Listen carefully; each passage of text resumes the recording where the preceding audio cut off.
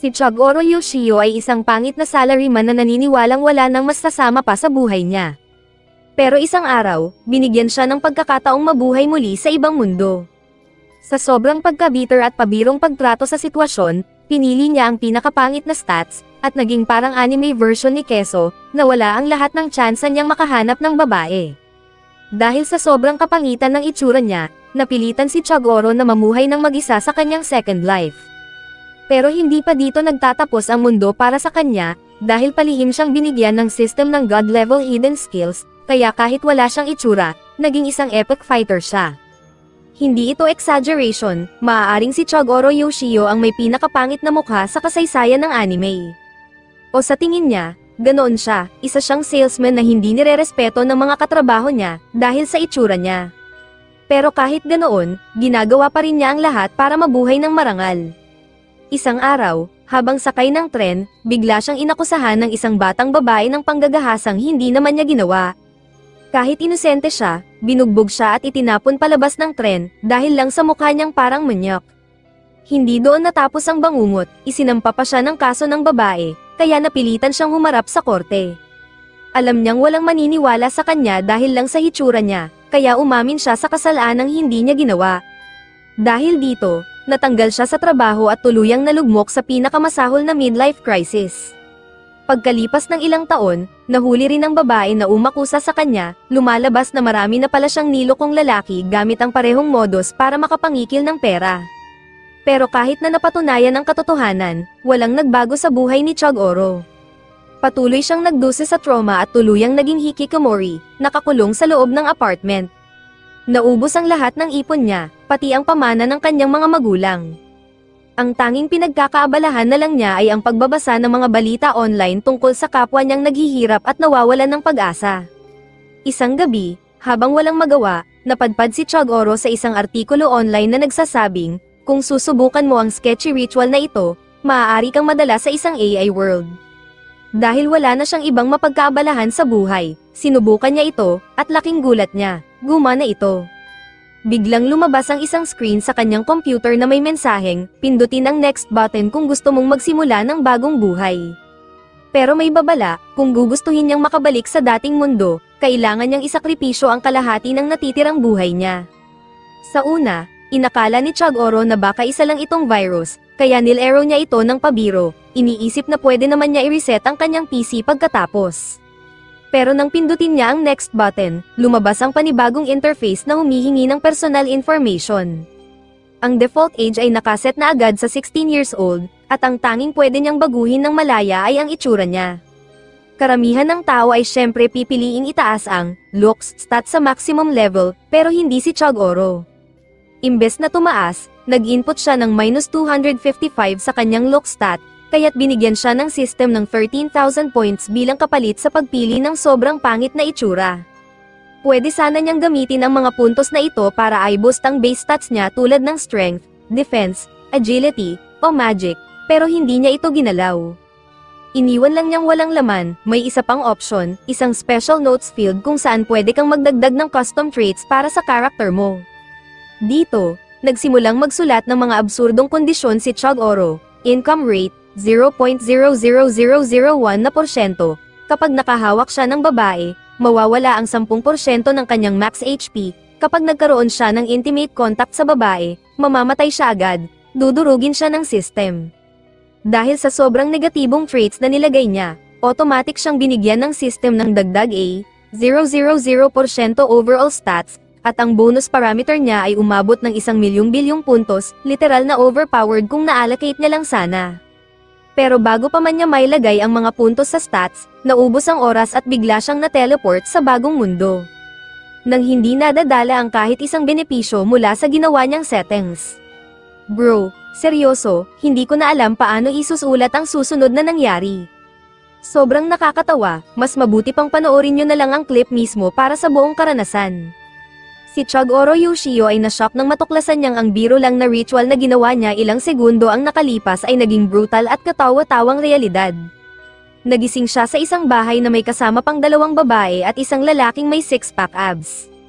Ang mas nakakagulat, walang suot na damit ang 2 babae, kaya't nagkasipon ang mga ito. Nagpakabayani ang lalaking may abs at hinubad ang damit para ibigay sa isa sa kanila. Sumunod si Chagoro at hinubad din ang kanya, pero agad tumanggi ang isa pang babae, dahil halata naman kung bakit, sa itsura pa lang niya. Nagpakilala ang lalaki bilang CJ, parehong 16 years old din tulad ni Chagoro sa mundong ito, habang ang dalawang babae naman ay sina Rizu at Sika. Nang si Chagoro na ang nagpakilala, walang naniwala sa edad niya, wala kasing 16 na ganon kapangit ang hitsura. Sinubukan pa rin siyang i-cheer up ni Sika at nagtanong kung lahat ba sila ay dinala sa mundong ito matapos gawin ang ritual na nakita nila sa internet. Nang magkwentuhan sila, nagmatch ang kanilang mga kwento, kaya napagtanto nilang totoo nga, na transport sila sa isang EAYK world. Habang pinaplano ni na CJ at ng mga babae ang susunod nilang hakbang, tahimik na lumayo si Chagoro, walang intensyong makipagkaibigan. Pero dahil wala siyang pantalon, naghanap siya ng damit sa loob ng wardrobe. Doon niya nakita ang isang gold coin, ngunit nang subukan niya itong kunin, agad itong naglaho, naisip niyang epekto ito ng pinili niyang 0.00001% income rate. Lumapit si CJ para makipag-socialize kay Chagoro at magkasama nilang inikat ang bahay, kung saan natuklasan nila ang maraming gamit na makakatulong sa kanilang survival. Bilang natural leader, iminungkahi ni CJ na pantay-pantay ang hatian sa mga resources. Laking gulat ng lahat nang biglang umangkop ang sukat ng mga damit sa katawan ni Chagoro, patunay na may magic nga sa mundong ito. Napansin din nila na pwedeng hatiin ng patas ang lahat ng gamit, maliban sa gold coins, 7 lang ito, at 4 silang tao. Naghinala si Rizzo na baka may nauna nang kumuha, agad kinutuban si Chagoro na siya ang pagbibintangan, kaya nagdesisyon siyang huwag na lang kumuha ng kahit anong gold coin, para maiwasan ang gulo at di na siya masisi ng grupo. Nagatubili si Sika dahil alam niyang hindi patas kay Chagoro, pero bigla siyang pinutol ni Sika mismo at sinabing wala namang naiambag si Chagoro sa paghahanap ng mga gamit, kaya hindi siya karapat-dapat sa gold coins. Siyempre, mali ang paratang na iyon, pero hindi na pinatulan pa ni Chagoro, imbes na makipagtalo, mahinahon niyang tinanong si CJ kung pwede ba niyang makuha ang axe kapalit ng hindi niya pagkuha ng gold coin share. Ang problema, ang axe ang pinakamahusay na sandata sa kanilang 4, kaya walang pumayag sa kasunduan. Si C, na mula pa kanina ay maayos ang pakikitungo kay Chagoro, aksidenteng natawag siyang selfish, pero agad binawi at sinabing ang sarili niya talaga ang tinutukoy. Ipinaliwanag niya na sa kanyang nakaraang buhay, isa siyang mahiyain at makasariling tao na hindi sinasadyang makaperwisyo sa ibang tao, kaya naman ngayon ay ginagawa niya ang lahat para magbagong buhay. Sa tingin niya, si Chagoro ay ganoon din, isang tahimik at mailap na tao, pero kahit ganoon, hinikayat pa rin niya si Chagoro na magtulungan sila upang mapagtagumpayan ang mundong ito. Sa huli, hindi nakuha ni Chagoro ang axe at sa pamamagitan ng patas na larong bato-bato pick, ang nakuha niya ay ang wooden club, ang pinakapangit na sandata sa kanilang lahat. Bago sila lumabas ng bahay, inilahad ni Si ang kanyang kamay para makipagkamay sa lahat, pero tumanggi si Chagoro. Ayaw niyang magkaroon ng koneksyon sa kanila dahil alam niyang magiging gamit lang siya balang araw. Gayunpaman, sumama pa rin siya pansamantala habang ang grupo ay nagpasya ng maglakad patungo sa pinakamalapit na bayan, pero may lihim siyang plano na iwan sila sa gitna ng biyahe, nais niyang mamuhay ng solo sa bagong buhay na ito.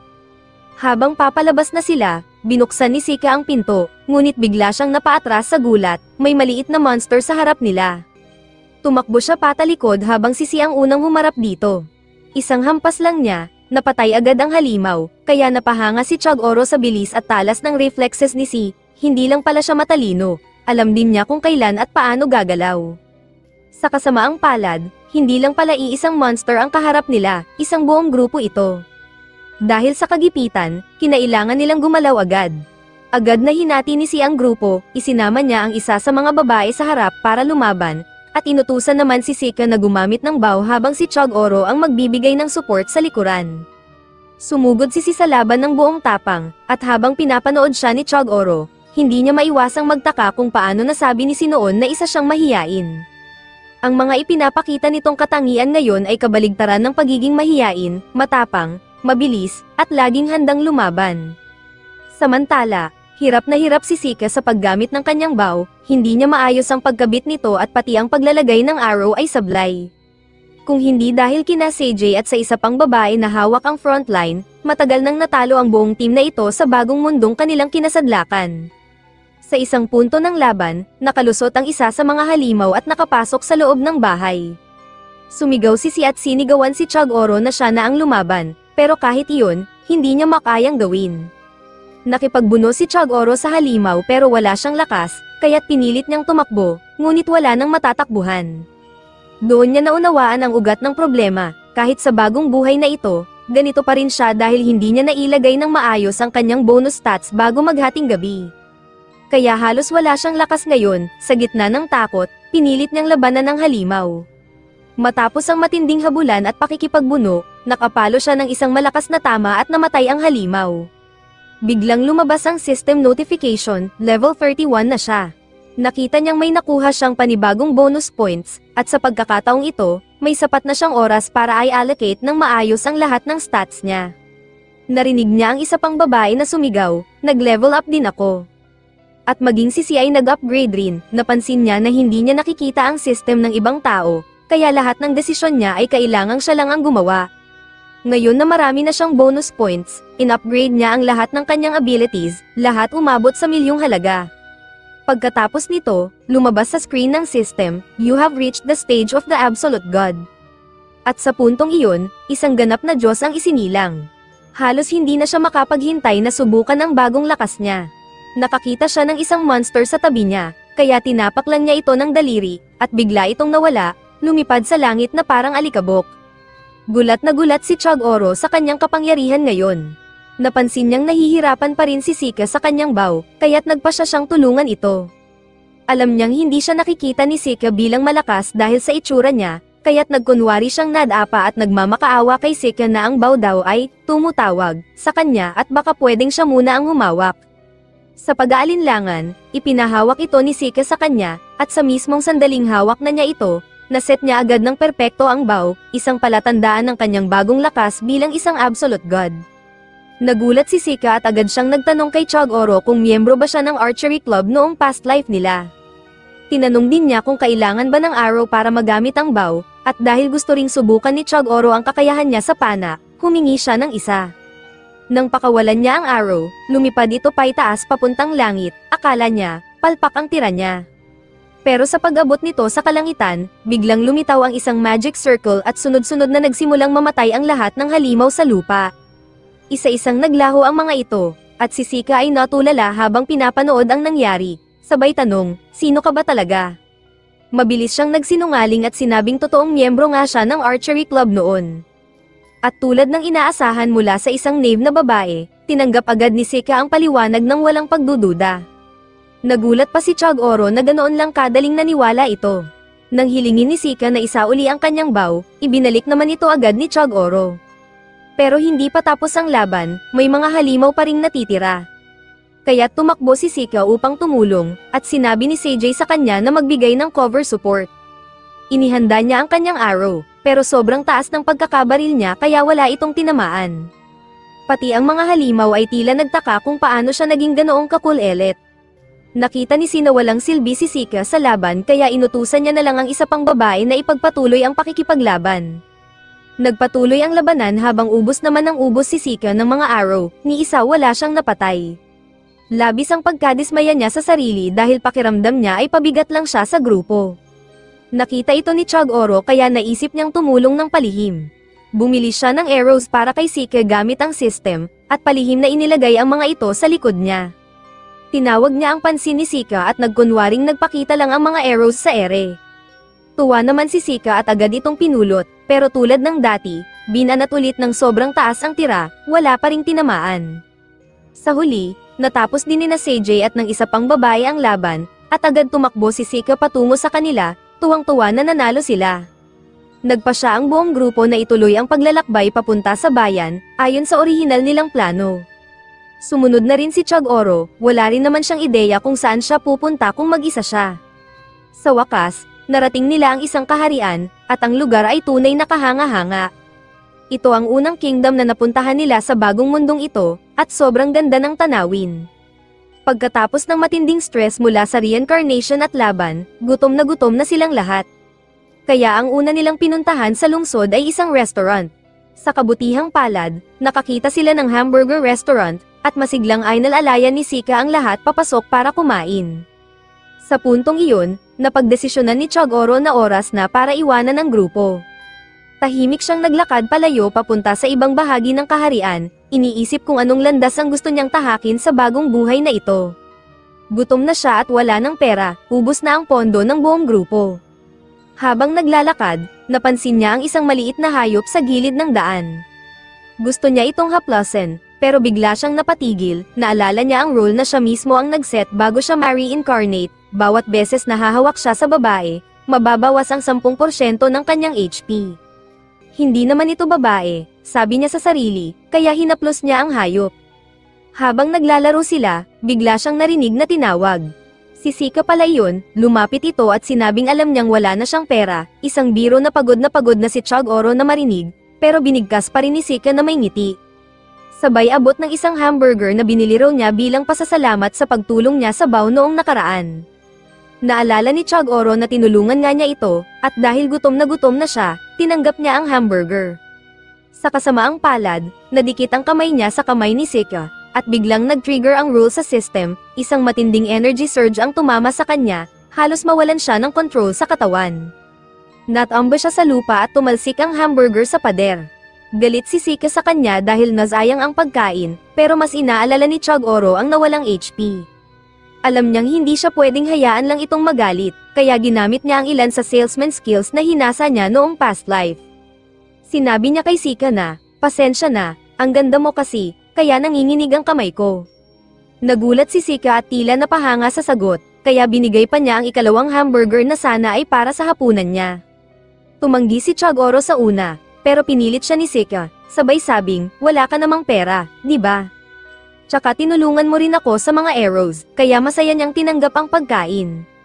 Dumating na rin ang iba at inanyayahan silang magpatuloy sa paglalakbay, bagamat wala na talagang interes si Chagoro na manatili sa grupo, alam niyang totoo at mabait si Sika, kaya gusto muna niyang suklian ang kabutihang loob nito, na pagdesisyonan niyang manatili muna sa kanila, kahit sandali lang, hanggang mabayaran niya si Sika sa ginawa nitong kabutihan. Ngayon ang tanong, paano nga ba mabubuhay ang isang makapangyarihang bayani na hindi pwedeng humawak sa babae?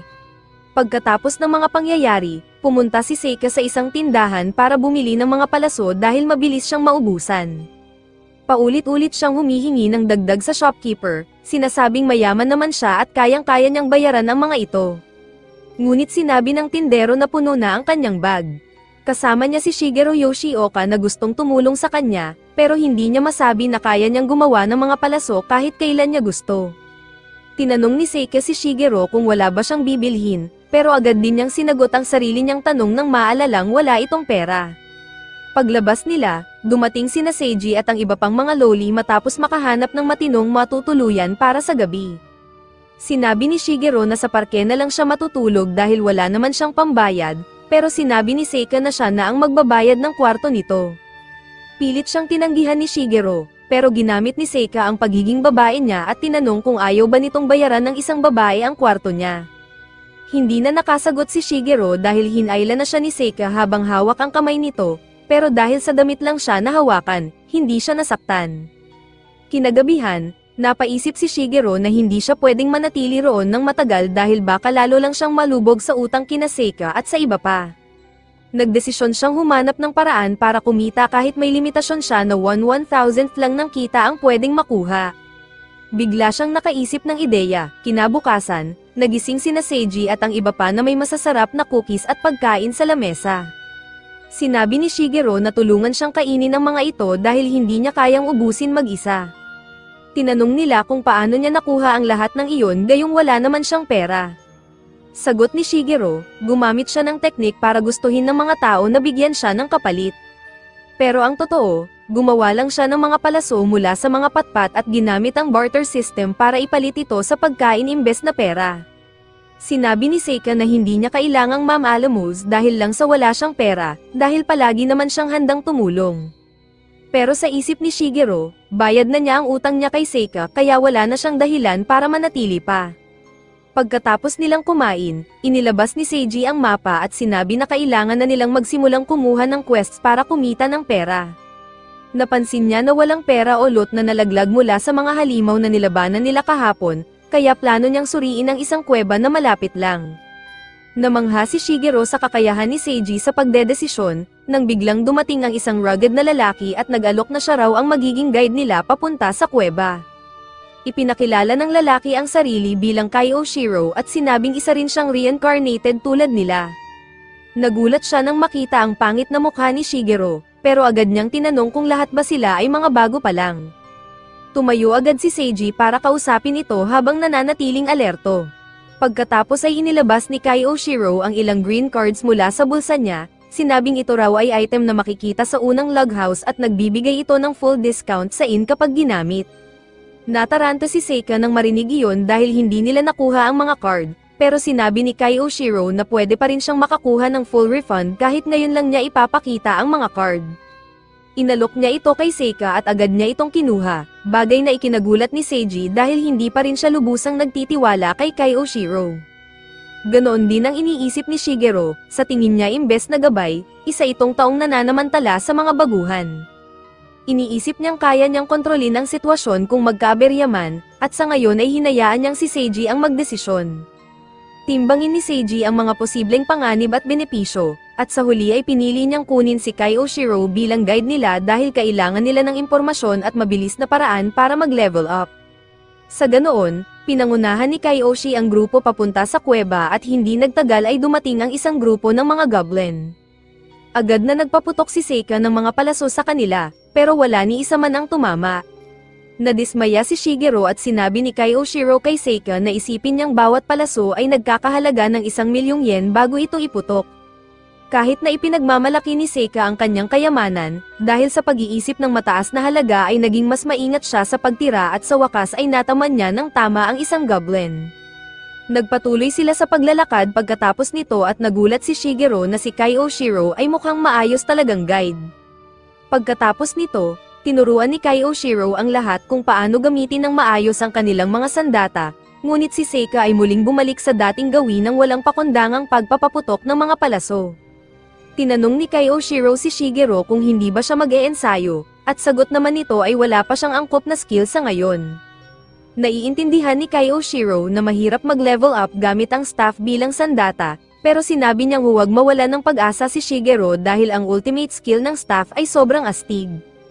Alam na ito ni Shigeru dahil noong pumunta siya sa kagubatan para gumawa ng mga palaso, nakasalubong niya ang isang higanteng orc at sinubukang gamitin ang pinakamalakas niyang skill. Ngunit binalaan siya ng system na kapag ginamit niya iyon, lahat sa loob ng 200 kilometro radius ay mabubura at mahigit 1.5 milyong tao ang mamamatay. Kaya agad niyang kinansela ang skill, gayunpaman, sinabi ni Kaioshiro na dapat ay aktibo siya sa battlefield, kung hindi ay mapipilitang magretiro tulad niya. Nagsimula siyang magkwento na dati siyang kabilang sa isang mercenary group, pero habang ang kanilang leader ay naging isang hari, siya naman ay naiwan at napilitang magretiro. Pinuri niya ang hari, sinabing ito ay nasa level 80 at lahat ng stats nito ay lampas 160, ngunit para kay Shigeru ay napakahina pa rin yun. Pagkatapos nito, narating din nila ang kuweba na mukhang sinaunang guho, at lahat ay sabik na itong pasukin maliban kay Seika na natakot. Ngunit nang makarating siya sa loob ng kuweba, naging curious siya sa mga limestone spikes at nagtatampo nang sabihan siya ni Kaioshiro na lumayo dahil delikado ang mga ito. Naisip ni Shigeru kung bata nga ba talaga si Seika, at tinanong siya ni Seiji sa mas maayos na paraan. Una niyang inamin na 30 taong gulang na siya sa dating mundo, at sinabi naman ni Seika na siya ay 17 taong gulang sa totoong buhay at naghahanda para sa kolehiyo. Habang nagsisimula si Seiji na pag-usapan ng pag-aaral ni Seika, napagtanto ni Shigeru na matalino rin si Seika pagdating sa academics. Pagkatapos noon, lumaban sila sa mga monster bats at nakarating sa boss room kung saan natutunan din sa wakas ni Seika ang kahalagahan ng pag-iisip muna bago kumilos.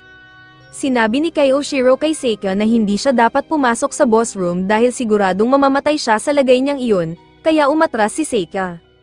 Nagdesisyon si Seiji na tapusin na ang araw at nagpasalamat kay Kaioshiro sa tulong, at sinabi naman nito na magiging magaling siyang leader.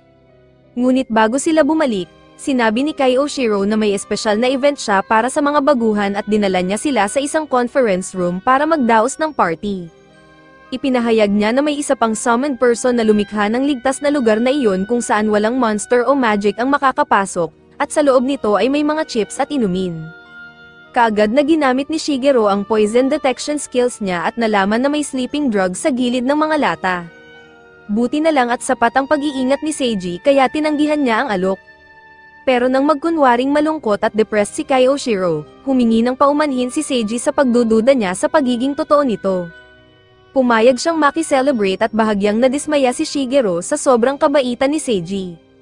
Habang nagsimula ng kumain at uminom ang lahat, nagpa siya si Shigeru na ilihis ang atensyon ng mga kasama sa pamamagitan ng pakikipagkwentuhan para makapag-cast siya ng antidote magic sa kanila.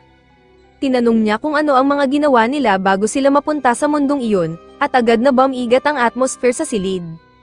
Naisip ni Shigeru na lahat sila ay tumakas mula sa dati nilang buhay, pati na rin siya. Ngunit nagpas siyang magbukas si Seiji tungkol sa kanyang nakaraan. Sinabi niyang tumigil siya sa pag-aaral dahil nagsawa siya sa lahat at nagtayo ng sarili niyang kumpanya na tinawag na Success Life. Naalala ni Shigeru na minsan siyang pumunta sa kumpanyang iyon para mag-sales pitch at hawig kay Seiji ang CEO noon. Lumabas na naalala rin siya ni Seiji dahil malaki ang naging epekto niya rito. Kahit hindi niya binanggit ang pangalan, inilahad ni Seiji na may isang salesman na dumating sa kanya kahit walang appointment at tinangkang ibenta ang isang mamahaling kopir. Tinangka niyang tumawad ngunit sinabi ng salesman na papangitiin niya siya at hindi siya bibiguin. Sinabi rin nito na mag-relax lang siya dahil siya ang CEO. Dahil sa mga salitang iyon, hinayaan ni Seiji ang kanyang mga empleyado na pamahalaan ang kumpanya. Sa kabutihang palad, naging matagumpay ang kumpanya at naging maayos ang lahat. Ngunit dumating ang panahon na pinili niyang palitan ang lahat ng empleyado ng AI at doon nagsimulang malugi ang kumpanya. Need-press siya at naramdaman niyang nasayang niya ang oportunidad na ibinigay ng salesman sa kanya. Kaya naman nang makarating siya sa mundong ito, nangako si Seiji sa sarili na hinding-hindi na siya muling bibaygo ng kahit sino. Bigla niyang isiniwalat na ang pangalan ng salesman ay Shigeru rin. Ngunit nagkunwari ang matabang lalaki nating bida na hindi siya ang salesman na iyon. Pagkalipas ng ilang sandali, unti-unting nakatulog ang lahat dahil sa gamot, at dinala ni Kyoshiro ang kanyang grupo ng mga siga upang kunin sila. Ngunit nagpapanggap lang si Shigeru na tulog upang magkaroon ng pagkakataong labanan ang mga ito sa tamang oras. Sinimulan ng mga siga na gapyusan ang bawat isa, at sa mismong sandaling aaksyon na si Shigeru, biglang bumangon si Seiji at sinabing huwag sasaktan ang kanyang party. Hindi siya sineryoso ni Kyoshiro dahil alam niyang hirap nang tumayo si Seiji, kaya inutusan niya ang kanyang mga tauhan na ituloy ang ginagawa. Hindi magamit ni Shigeru ang kanyang mga abilidad dahil ayaw niyang madamay si Seiji sa kaguluhan. Pero sa kabutihang palad, sinubukang makipagsuntukan ni Seiji sa mga siga pero itinapon lang siya sa pader. Sinabihan ni Kyoshiro ang kanyang mga tauhan na huwag sasaktan ang produkto para hindi bumaba ang halaga, at nagalit si Seiji sa narinig. Sinabi niyang ang mga taong napunta sa mundong ito ay mga wasak na ng buhay, at nang magkaroon sila ng pangalawang pagkakataon, may mga tulad ni Kyoshiro na pilit silang ibinabagsak. Sinagot siya ni Kyoshiro na mag-lecture na lang siya sa mga taong makikinig, at inutusan ang kanyang mga tauhan na itapon na si Seiji. Napagpasyahan ni Shigeru na oras na para makisali sa laban. Tumalon siya sa mga bandido at pinisa ang mga ito sa ilalim ng kanyang bigat imbes na gumamit ng attack stats. Sinabihan niya si Seiji na isama ang mga babae at tumakas, at siya na ang bahala sa lahat. Pero tumanggi si Seiji na iwan siyang nag-iisa sa panganib. Sabi niya sa mga bandido na huwag silang maliitin dahil kaya niyang pabagsakin ang mga ito sa isang tira lang, pero inakala ng lahat na nagbabluff lang siya. Dumiretso ang mga bandido papunta sa kanya, pero pinigilan sila ni Shigeru sa pamamagitan ng pagtalon-talon, inaabsorb ang mahihinang suntok ng mga ito at dinudurog sila sa ilalim ng kanyang bigat. Inutusan ni Kyoshiro ang kanyang mga tauhan na unahin ang jumping pig, at sinabihan ni Seiji si Shigeru na tumakas dahil siya na ang bahala. Dinumog si Shigeru ng mga siga, kahit na wala naman silang nagawang pinsala, pero biglang may isa sa kanila na ipinasok ang mga daliri niya sa butas ng ilong ni Shigeru. Biglang lumabas ang nakakasilaw na liwanag mula sa kamay ni Seiji habang sinisigawan niya ang mga bandido na umatras bago pa man tumago sa kanilang masasamang puso ang kanyang Light of Truth. Nabigla ang mga ito at tinanong kung anong klase ng skill iyon, at ipinaliwanag ni Seiji na gumawa siya ng isang panata sa kanyang special note na hinding-hindi niya pababayaan ang kanyang mga kaibigan, at kung sakaling gawin niya iyon, siya ay magbabayad. Dahil sa panatang iyon, nakatanggap siya ng maraming bonus points at inilagay niya ang mga ito sa isang espesyal na skill na naa-activate kapag siya ay nagagalit. Sinabi niya sa mga bandido na ito na ang huling pagkakataon nilang tumakbo palayo, ngunit sabi ni Kai Oshiro, puputulan na lang nila ang kamay nito bago pa ito maka-atake. Nagpa siya si Shigeru na makita kung anong kayang gawin ng atake ni Seiji, kaya't naging panangga siya nito at sinabing kailangan nilang magsanib puwersa dahil mas marami ang kalaban.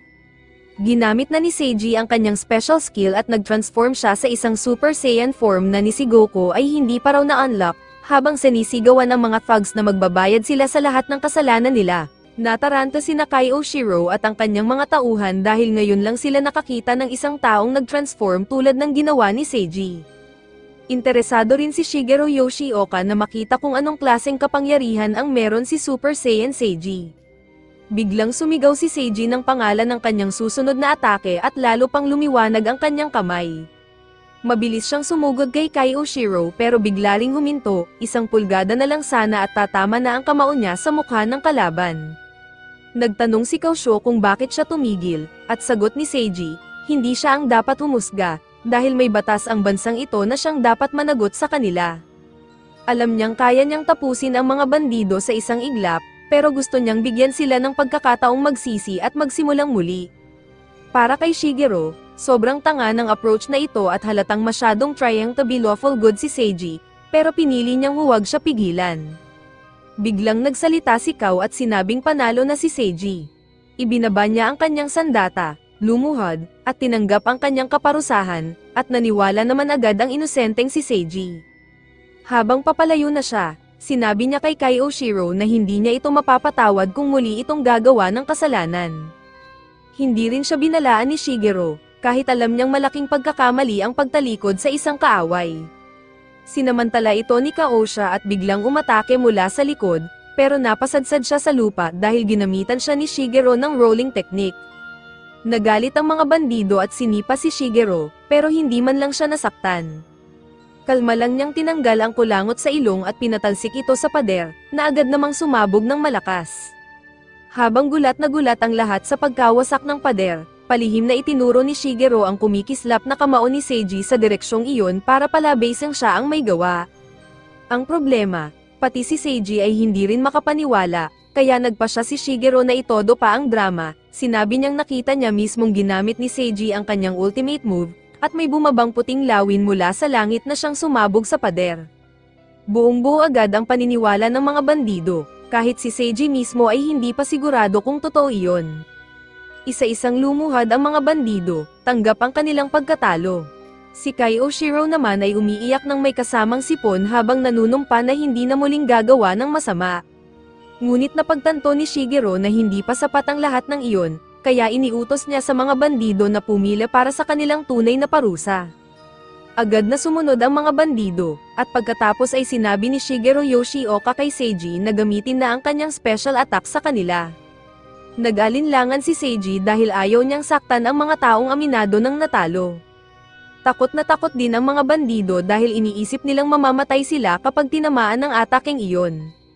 Kaya nag-isip si Shigeru ng kompromiso, sinabihan niya si Seiji na sampalan na lang ang mga loko gamit ang kanyang righteous fist upang maramdaman nila ang sakit na dinanas ng iba. Naniwala naman si Seiji, matapos siyang kumbinsihin ni Shigeru na siya lang ang may kapangyarihang baguhin ang mga bandido sa tamang landas gamit ang power of love. Naalala pa ni Shigeru na sinabi noon ni Seiji na ang kanyang kumikislap na kamao ay kayang bumasag sa lahat ng kasamaan, kaya kung ang mga bandido ay nagpapanggap pa rin, masisira sila sa sampal na iyon. Pero kung totoo na silang nagbago, hindi sila masasaktan. Sa gulat ni Shigeru, biglang bumalik si Seiji sa kanyang normal na anyo at sinabing kung nais niyang baguhin ang puso ng mga bandido gamit ang pag-ibig, hindi niya ito magagawa sa anyong Super Saiyan na pinapagana ng galit. Hindi makapaniwala ang mga bandido na may taong ganito katanga, pero sa huli ay pabor pa rin ito sa kanila.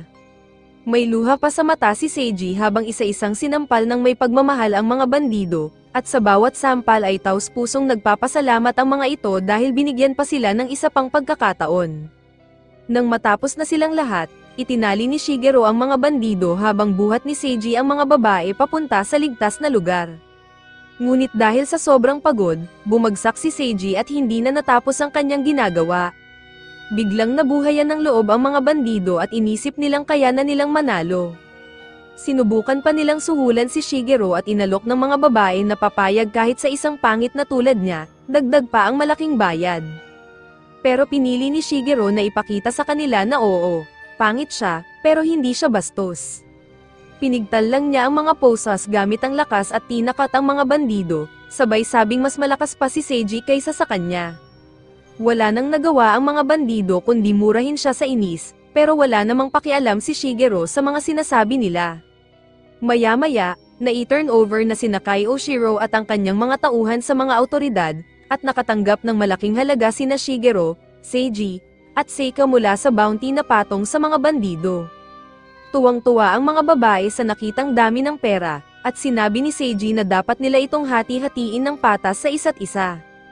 Sinabi ni Seika na wala silang karapatan sa pera dahil nawalan sila ng malay sa laban at si Seiji ang dapat kumuha nito dahil siya ang tumalo sa mga bandido.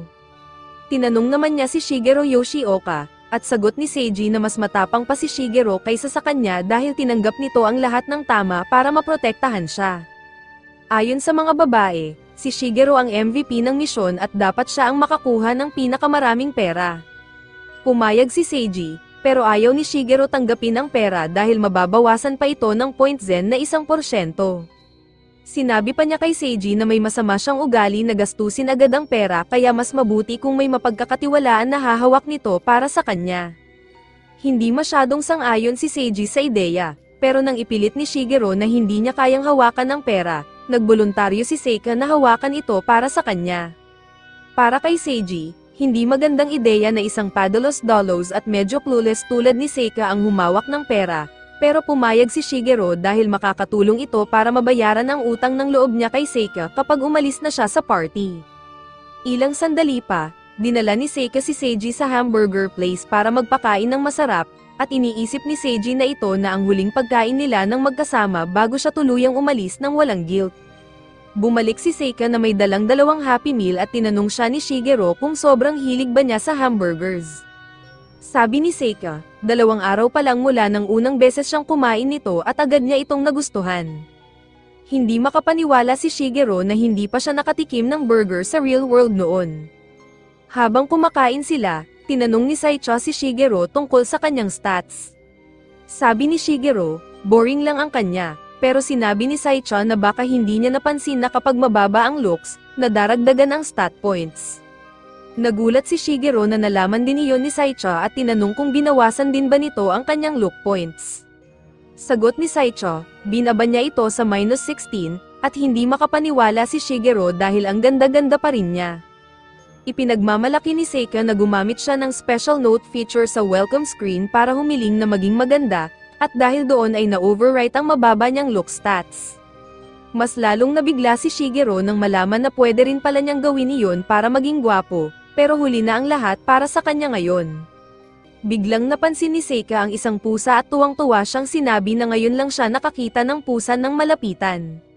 Naisip niya kung may posibilidad bang lumapit ang pusa sa kanila. Nang sinabi ni Shigeru Yoshioka na puntahan na lang niya ito para haplasin, tinitigan siya ni Seika ng masama. Pero agad din niyang napagtanto na tama naman ang payo nito at sinabi niyang nakalimutan lang niya na kaya na pala niyang maglakad ngayon. Kaya dali-dali siyang tumakbo papunta sa pusa, kahit medyo clumsy ang kilos niya.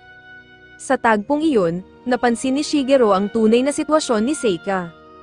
Habang sinusubukan ni Seika na haplasin ang pusa, pumunta si Shigeru sa banyo at napaiyak habang iniisip ang pinagdadaanan ni Seika sa totoong buhay. Na-realize niyang baka may kondisyon si Seika na naging dahilan ng pagkaparalisa niya mula pagkabata. Tinatanong niya ang sarili kung wala na nga bang Diyos, pero bigla rin niyang naalala na siya mismo ang Almighty God sa mundong ito.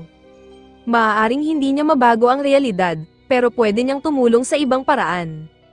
Sa kalagitnaan ng pag-iiyak niya, kumatok si Saicha sa pinto at nagtanong kung kailangan ba niya ng gamot, pero sinabi ni Shigeru na ayos lang siya. Habang naghihilamos, napagtanto niyang si Seika ay clumsy sa pagkilos at inosente pagdating sa pakikisalamuha, kaya magiging madali siyang target para sa masasamang tao. Kaya napagdesisyonan niyang manatili sa tabi ni Seika at protektahan siya hanggang sa maging ganap siyang responsable at matatag na babae. Maya-maya, dumating sila sa isang inn at nagpatawag si Seiji ng meeting para pumili ng kani-kanilang job class upang mas maging dynamic ang grupo nila. Inanunsyo ni Seiji na siya ang magiging hero, si Seika ay magiging archer, ang blonde na loli ay magiging mage, at si Shigeru naman ay magiging epic fighter. Hindi masyadong gusto ni Shigeru na may salitang epic sa job class niya, pero tinanggap niya na lang. Biglang nagsalita si Seika at sinabing gusto rin niyang maging hero. Pero nang inalok siya ni Shigeru na siya na lang ang maging epic fighter kapalit niya, agad siyang tumanggi. Sa huli, si Seiji pa rin ang nag-iisang hero ng grupo.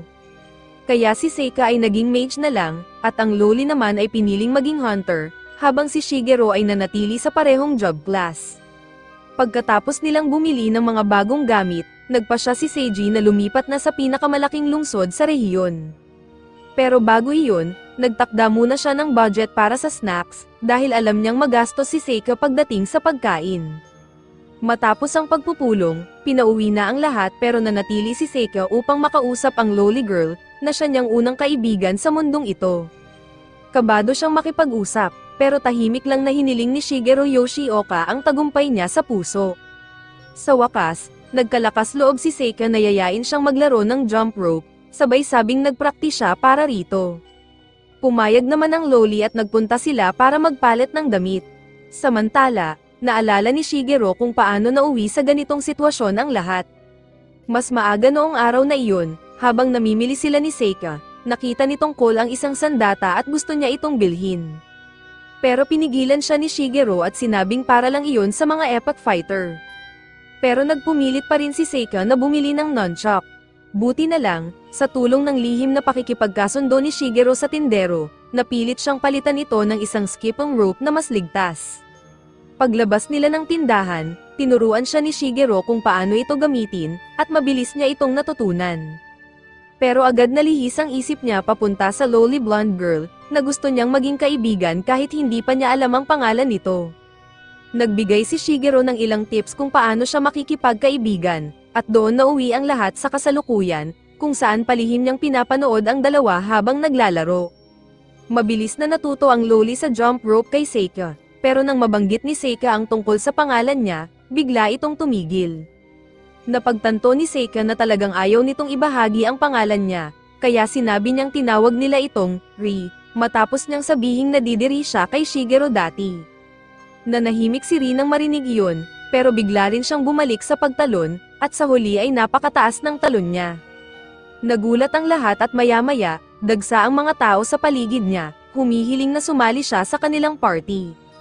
Sinubukan ni Seika na lumapit sa kanya, pero walang pumansin sa kanya at may isang lalaki pang nagtulak sa kanya. Bigla siyang napaiyak at wala nang nagawa si Shigeru kundi lumapit para tulungan siya. Nagulat ang mga tao sa presensya niya at tinawag siyang halimaw. Pero agad namang sinabi ni Ri na miyembro siya ng kanilang party. Nag-aalala rin siya para kay Seika at ipinaliwanag na gusto lang talaga niyang mapasaya ito sa pamamagitan ng pagpapakita ng isang trick. Sinabi ni Shigeru Yoshioka kay Ri na sana ay sumagot na lang siya ng maayos dahil mas naging epektibo pa iyon kaysa sa pagtalon niya. Dahil dito, nakaramdam ng matinding guilt si Ri at tumakbong umiiyak. Sa huli, si Shigeru pa ang umalalay kay Seika pabalik sa inn habang pinapatahan siya. Ngunit pagdating nila, nakita ni Seika ang isang sulat mula kay Ri sa tapat ng pintuan ng kanyang kwarto. Humihingi ito ng tawad at nagpapasalamat sa pagbibigay sa kanya ng palayaw. Agad tumakbo si Seika palabas para hanapin siya, pero si Shigeru ay napansin na si Ri ay nakatago lang sa likod ng sulok. Tinawag niya ito palabas at sinabi ni Ri na kailangan nila mag-usap ng pribado. Biro ni Shigeru, huwag sana siyang aidmanda pagkatapos, saka sila pumasok sa kwarto. Doon, biglang nag-flying gravel si Ri bilang paghingi ng tawad. Naguluhan si Shigeru kung bakit siya humihingi ng tawad, pero agad na inamin ni Ri na alam niya ang buong legal name ni Shigeru, at siya rin daw ang dating salesman na madalas ikwento ni Seiji. Nabigla si Shigeru pero pinilit pa rin niyang magpanggap at nagtanong kung bakit niya iniisip iyon. Pinaliwanag ni Ri na pinili niya bilang special ability ang kakayahang makita ang status window ng ibang tao, kaya alam niya ang tunay nilang pangalan, stats, at maging ang isinulat nila sa special note. Kinabahan si Shigeru at napaisip na nabasa ni Ri ang mga notes niya na nagpapakita sa kanya bilang isang frustrated incel, kaya napa-facepalm siya at tinanong kung ano talaga ang pakay nito. Sinabi ni Ri na may kinalaman ito kay Seika at tinanong siya kung napansin na ba niyang paralisado ang katawan ni Seika sa dating buhay. Sumagot si Shigeru ng oo, at biglang ibinunyag ni Ri na siya ang naging dahilan kung bakit nasira si Seika sa kanyang nakaraang buhay at nandito siya ngayon para tabyusin ang kanyang kasalanan. Naging curious si Shigeru at tinanong kung ano ba talaga ang ginawa niya kay Seika. Ipinaliwanag ni Ri na sa nakaraan, bahagi siya ng isang programa na layuning baguhin ang buhay ng mga tao. Isa si Seika sa mga batang kanilang tinutulungan at totoo raw ang hangarin niyang mapabuti ang buhay nito. Ngunit isang araw, may naganap na pagsabog sa gusaling pinagtatrabahuhan nila, at si Seika ang matinding naapektuhan. Naluha si Ri habang sinasabi niyang hindi niya napigilan ang insidente at hindi niya nailigtas si Seika. Labis niyang pinagsisisihan ang nangyari, lalo na dahil sa mga hindi pagkakaintindihan ng mga taong kasama niya sa proyekto. Kaya upang hindi na maulit ang ganoong pagkakamali, isinulat niya sa kanyang special note na gusto niyang mas makilala pa ang mga tao ng mas mabuti. Naunawaan ni Shigeru Yoshioka na kaya nagkaroon si Ri ng kakayahang makita ang status ng ibang tao ay dahil iyon ang bunga ng nakaraan niyang buhay. Tinanong niya ito tungkol sa programang kinabibilangan niya, at sinabi ni Ri na may kinalaman ito sa artificial intelligence. Agad na alala ni Shigeru ang kwento ni Seiji, na nalugi ang kumpanya dahil sa isang AI program na pumalpak matapos ang isang pagsabog. Nagtanong siya kay Ri kung iyon ba ang tinutukoy niya at tumango si Ri, sabay pag-amin na siya pala ay kapatid ni Seiji. Dagdag pa niya, ganap na nag-iba ang kanyang ugali at personalidad sa mundong ito kaya hindi siya makikilala ng sariling kapatid. Kahit may pagdududa pa rin si Shigeru, sinabi ni Ri na hindi siya makakapagsinungaling dahil iyon ang kapalit ng kanyang special ability. Naniniwala siyang hindi aksidente ang sabay nilang pagdating sa mundong ito, na konektado rin ang kanilang tadhana sa dating buhay. Alam niyang ginagawa ni Shigeru ang lahat para mapasaya si Seika at upang gabayan si Seiji na maging mas mabuting adventurer. Kaya nakiusap siyang tulungan din siya sa hangaring iyon. Sagot ni Shigeru, masyadong puro ang puso ni na Seiji at Seika, at kailangan nila ng suporta upang manatiling ligtas sa mundong ito. Pumayag siyang makipagtrabaho kay Ri, at bilang simbolo ng kanyang determinasyon, bigla na lang nagsakira si Ri, pinutol ang sariling buhok. Naguluhan si Shigeru kung bakit ginawa pa iyon, at paliwanag ni Ri, sinabi raw ni Seika na bagay daw sa kanya ang maikling buhok. Sa ganoon, formal na nabuo ang kasunduan nilang dalawa upang tulungan sina Seiji at Seika. Kinaumagahan, naghanda silang umalis patungo sa capital city at inayos ni Shigeru ang kanilang tagadala ng gamit, isang kakaibang nilalang na mistulang pinaghalong pagong at kambing. Si Ri ang huling dumating at naluha siya nang sabihan siya ni Seika na bagay talaga sa kanya ang maikling buhok. Doon nagsimula ang kanilang paglalakbay at hindi nagtagal ay sinalubong sila ng mga halimaw. Pinabagsak ni Seika ang isa gamit ang ice magic, at nang umatake ang isa pa sa kanya, agad siyang pinrotektahan ni Seiji habang si Ri naman ang sumalo sa likuran. Madali nilang nalampasan ang laban, at ipinakita ni Seika ang kanyang galing bilang magician kay Shigeru, na tahimik na tumango sa paghanga. Abi ni Seiji na dahil palubog na ang araw, dapat na silang maghanap ng lugar para mag-camp, at agad naman itong sinang-ayunan ng lahat. Papunta sila sa lungsod ng Valeria, at dahil gusto ni Seika ng adventure, pinili nilang dumaan sa kabundukan kahit puno ito ng delikadong halimaw at walang mga na matutuluyan. Sa kabutihang palad, nakakita sila ng isang buwang na puno na sapat para pahingahan sa gabi, at sobrang na-excite si Seika sa ideya. Tinanong siya ni Seiji kung gusto ba niyang mangahoy o mangisda, at buong tapang na sinabi ni Seika na siya ang makahuhuli ng pinakamalaking isda sa ilog, pero sa kasamaang palad, ang sarili niyang robe muna ang nahuli ng kawit niya. Tinanggal iyon ni Shigeru Yoshioka at sinamahan siyang mangisda, pero kailangan nilang maghintay ng isdang kumagat sa pain. Habang naghihintay, nagsimula si Seika na pag-usapan kung gaano siya ka-crybaby at gusto niyang maging mas matured at kalmado. Sinabi ni Shigeru na hindi naman masama ang pag-iyak. Ayon sa kanya, hindi lang dahil sa lungkot umiiyak ang tao, kundi pati na rin kapag napupuno ang puso nila ng emosyon na hindi nila kayang kontrolin. Naalala niya ang sarili niyang nakaraan habang sinasabi na unti-unting nawawala sa tao ang kakayahang umiyak habang sila'y tumatanda, at kapag nangyari iyon, hindi na sila lumalakas pa. Kaya ang payo niya kay Seika, sa halip na matutong huwag umiyak, mas mahalagang alamin kung ano ang nagpapagalaw sa puso niya. Napaluha si Seika sa narinig, bigla namang dumating si Ri at nang malaman niyang wala pa silang nahuhuling isda, basta na lang siya bumaril ng ilang isda sa ilog at iniabot ito kay Seika. Masayang tumakbo si Seika pabalik sa kampo upang ibigay ito kay Seiji. Samantala, sinabi ni Ri na laging masaya ang aura ni Seika kapag kasama si Shigeru. Naniniwala siyang si Shigeru ay taong kayang magpasaya ng iba ng natural at magiging ligtas ang buong party nila sa maraming aspeto habang kasama siya. Napahiya si Shigeru sa papuri, pero kalaunan ay nagpasya na rin siyang bumalik. Pinigilan siya ni Ri at nakiusap na huwag isiwalat ang tunay niyang pagkatao dahil baka mabuwag ang grupo nila, at pumayag naman si Shigeru.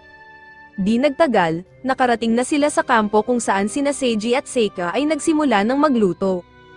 Habang sabay-sabay silang kumakain, ginaya ni Seika ang kilos ni Ri habang tinanong naman ni Shigeru si Seiji kung ano ba ang iniisip niya sa tunay na hangarin ng kanilang paglalakbay.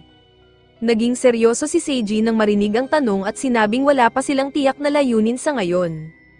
Ang pagdating sa lungsod ng Valeria ang agarang goal nila, at balak niyang pag-aralan pa ang mundong ito at ang mga problema nito upang malaman nila kung ano ang dapat nilang gawin. Namangha si Shigeru Yoshioka sa pagiging lohikal ni Seiji, pero bigla siyang nakarinig ng kaluskos mula sa mga damo. Mula sa kagubatan, lumabas ang isang babae na sugatan at pagod, at agad itong bumagsak sa harap ng grupo ni Shigeru. Sa kanyang panaginip, inalala ng babae kung paano siya tumakas mula sa mga bandido. Bagamat isa rin siyang reincarnator, hindi niya nagawang labanan ang mga ito, at isinisi niya iyon sa isinulat niya sa kanyang special note. Sa dating buhay niya, medyo pangit daw siya at iniwan siya ng boyfriend niya para sa mas magandang babae. Madalas siyang kutsain ng mga tao sa paligid niya kaya natutunan niyang kamuhian ang mga magaganda. Biglang natapos ang panaginip at nagising siyang nasa campsite na, inaalagaan ni Seiji. Sinabi nito na nilinis na ang kanyang mga sugat at nilapatan ng paunang lunas. Dumating naman si Seika dala ang mainit na tubig para linisin pa siya, pero napatras ang babae dahil nainis siya sa kagandahan ni Seika. Ipinaliwanag ni Seiji na si Seika rin ang gumamit ng healing magic para sa kanya, pero lalo lang itong nairita. Nang sinubukan siyang kausapin ni Seika, mas lalo siyang naasar at hiniling kay Seiji na dalhin siya malapit sa apoy. Nasaktan si Seika, pero gusto ni Shigeru na matutunan niyang hindi dapat agad pumasok sa personal space ng ibang tao lalo na kung kakakilala pa lang. Higit pa doon, gusto ni Shigeru na lumayo siya sa babaeng iyon, isang babaeng may isang braso, dahil alam niya ang tunay na motibo nito. Noong bumagsak pa lang ang babae, pinapunta siya ni Seiji para kumuha ng tubig. Habang papunta sa ilog, hinarang siya ni Ri at ang seryosong ekspresyon nito ang nagpahiwatig na may mali. Sinabi ni Ri na ang babaeng iyon ay isa ring reincarnator gaya nila, pero ang kanyang special note ay delikado. Isinulat niya roon na, hinding-hindi niya mapapatawad ang mga magaganda, at brutal niyang papatayin ang mga ito. Pareho silang nakaisip na si Seika ang target nito. Bumalik sa kasalukuyan, kinomfort ni Seiji ang babae at ipinakilala niya ang sarili bilang Ria. Tinanong ni Seiji si Ria kung gusto ba niya ng pagkain at agad naman siyang pumayag. Pero habang iniaabot ni Seika ang mangkok, hindi na napigilan ni Ria ang puot na nararamdaman niya sa loob. Sinubukan niyang abutin ang kanyang sandata, pero buti na lang at kinuha na ito ni Ri kanina at binabantayan siya sa lahat ng oras. Si Shigeru Yoshioka ay nakamasid din para agad siyang pigilan kung may balak itong masama. Ngunit sina Seiji at Seika ay walang kamalay-malay sa panganib. Nang tanungin ni Seiji si Ria kung paano siya nasugatan, sinabi nitong inambush daw ang grupo nila at nahiwalay siya sa mga kasama niya. Nagtaka si Shigeru kung alin sa kwento ang totoo, pero naniwala si Seiji at inalok siyang protektahan hanggang makarating sila sa Valeria. Masaya si Ria sa alok, pero nang magsalita si Seika at sinabing dapat magtiwala sila sa kanilang party leader, muling nag-init ang ulo ni Ria at nasaktan pa ang kanyang sugatang braso. Pinakalma siya ni Seiji, pero sinabi ni Ria na kailangan niyang pumunta sa ilog. Niyaya niya si Seika na samahan siya, pero alok ni Seiji na siya na lang ang sasama. Sagot ni Ria, Maliligo raw siya roon at kung sasama si Seiji, baka isa itong tunay na manyak. Napahiya si Seiji, at inosenteng tinanong pa ni Seika kung manyak ba talaga siya, sapat para ma-knockout si Seiji sa sobrang emotional damage. Habang papalapit si Shigeru para aliwin siya, binalaan siya ni Ria na kapag lumapit siya ng kahit 10 talampakan, sisiga siya. Sagot ni Shigeru, wala rin naman siyang balak lumapit. Biglang dumating si Ria at inalok na siya na lang ang sasama kay Ria sa ilog, pero dahil hindi siya makapagsinungaling, kitang-kita sa mukha niya ang intensyon. Naisip ni Shigeru na sana man lang ay natutunan nitong itago ang kanyang murderous intent, dahil lalong natakot si Ria at iginiit na si Seika na lang ang sumama. Walang pagtutol si Seika at ibinalik pa ang sandata ni Ria sakaling umatake ang mga halimaw. Nataranta si Shigeru dahil mas nalalagay ito sa panganib, kaya agad siyang sinundan ni Ria para bantayan si Seika. Sinubukan ding sumunod ni Shigeru pero pinigilan siya ni Seiji, sabay sabing dapat igalang ang privacy ng mga babae. Sagot ni Shigeru, si Ria ay delikado, pero ang sagot ni Seiji, tunay ngang mapanganib ang alindog ng isang adult woman. Ayaw ni Shigeru sa mga simp na ganyang banat, pero para hindi mahalata, nagdesisyon siyang tumalon pabalik-balik sa dalawang lokasyon gamit ang sobrang bilis para mabantayan si Seika. Gulat si Seika nang mapansing parang malabo ang anyo ni Shigeru, pero sinabi ni Shigeru na baka napagod lang siya at namamalikmata. Pinayuhan niya itong magpahinga at ginamitan ng sleep spell para agad makatulog. Pagkatapos ay agad siyang nagtungo sa ilog kung saan nahuli niyang tinutukan ni Ria ng espada si Seika. Gulat si Seika at tinanong kung may nagawa ba siyang masama. Sagot ni Ria, wala naman siyang kasalanan at isa siyang mabait na babae, pero hindi raw niya kayang suwayin ang isinulat niya sa special notes. Isinumpa raw niya na papatayin niya ang lahat ng magaganda dahil sinira ng mga ito ang buhay niya sa mundo. Kaya pagdating niya sa mundong ito, nagplano siyang maghiganti. Sumali siya sa iba't ibang party, pinapatay ang mga magaganda, at saka tumatakas. Pero sa huli, nasundan pa rin siya, sinabi niya ngayon ay si Seika naman ang mamamatay. Ngunit bago pa man siya makasugod, binaril ni Ria ang espada niya palayo. Tinulak niya si Ria, at habang sinusubukan nitong kunin muli ang sandata, dumating si Shigeru at hinawakan ang kamay nito. Umalma si Ria at sinabing bitawan siya, pero inilabas ni Shigeru ang kanyang espada at sinabing hindi na siya makakatakas, bigla na lang may kumislap na maliwanag na ilaw na nagpagulat sa kanilang lahat, nang tiningnan nila ang pinagmumulan ng liwanag, nakita nilang ito ay nanggagaling kay Seika, na ngayon nag-transform at naging isang literal na angel, pero dito na nagtapos ang video. Huwag kalimutang mag-like at mag-subscribe sa channel. Salamat sa panonood, at magkita tayo sa susunod.